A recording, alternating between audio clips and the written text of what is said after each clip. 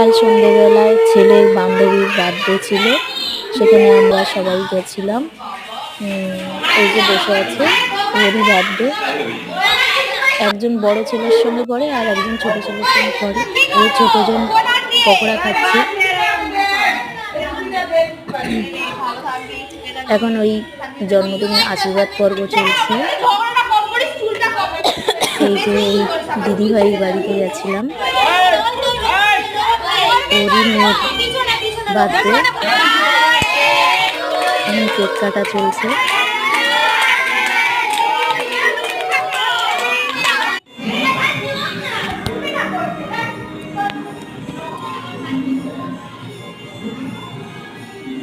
Cake কাটার পরে তারপরে আমাদেরকে কোল্ড ড্রিঙ্কস খেতে দিল। কোল্ড ড্রিঙ্কস খাওয়ার পরে আমাদের দিয়ে দিয়েছিল চিকেন পকোড়া আর তার সঙ্গে কফি, গরম গরম কফি। তারপরে আমরা রাতের খাবার খেতে বসে গেছিলাম। স্যালাডের মধ্যে ছিল গাজর, শসা, পেঁয়াজ আর দিয়েছিল বিরিয়ানি, চিকেন কষা, চাটনি, পাঁপড়, রসগোল্লা। এর সঙ্গে ছিল পায়েস।